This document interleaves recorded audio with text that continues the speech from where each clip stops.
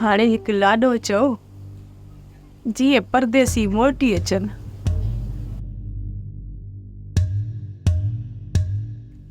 हसी माण्हू लाड़ जा दरिया जे पाछाड़ जा उतरणो थो लॻे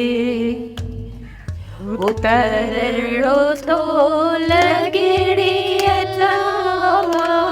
सनो थो लॻे उतरणो थो लॻे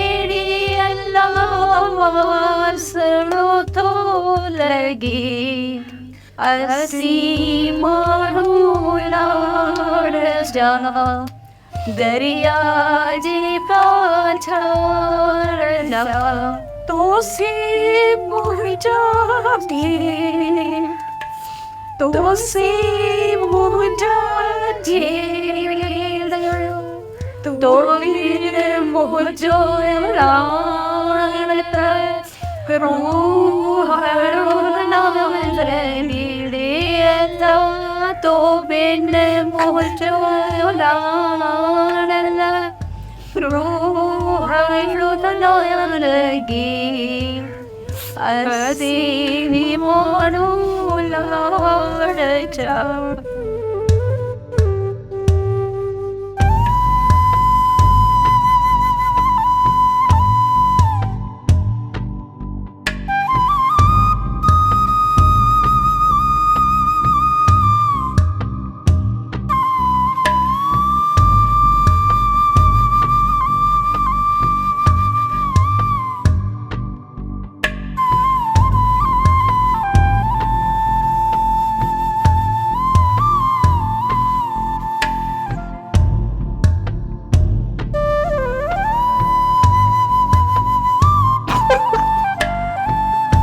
लोला मुजरी के पेरनि ते हथ रखी सलाम चइजांइ। मोर असांखे हुन ॻोठ कहिड़ो छॾे तूं हिते रही साड़े सटी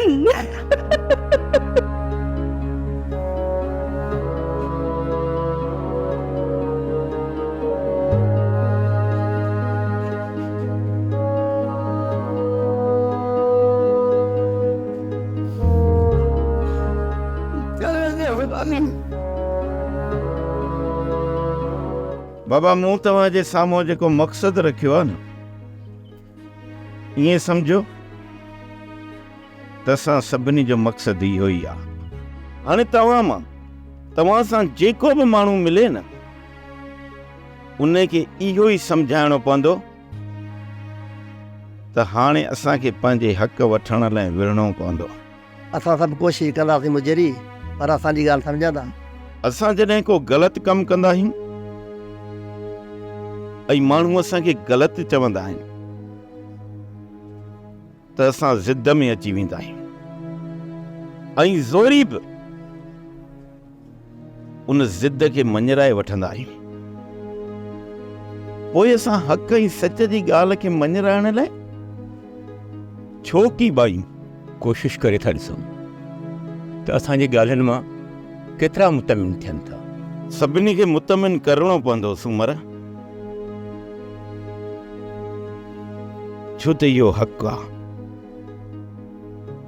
ऐं जेके क़ौमूं पंहिंजो हक़ वठण ॼाणनि थियूं न उहे ई क़ौमूं अॻिते निकिरी वेंदियूं ऐं उहे सभु जो सभु तरक़ीअ में आहिनि। ऐं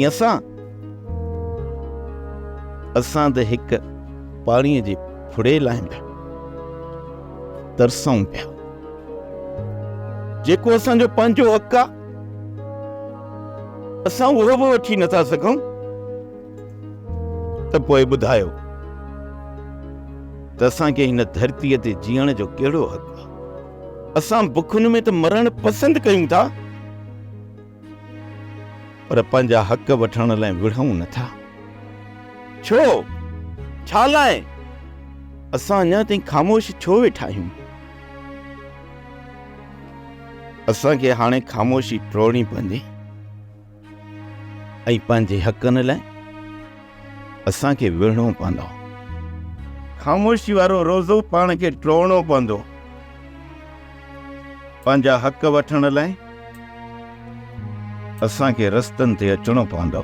सोप सीरियल मोहब्बतुनि जो माग तमाम एपिसोड्स ॾिसो हाणे HD क्वालिटीअ में। विज़िट करियो असांजो YouTube channel Sindh TV HD drama.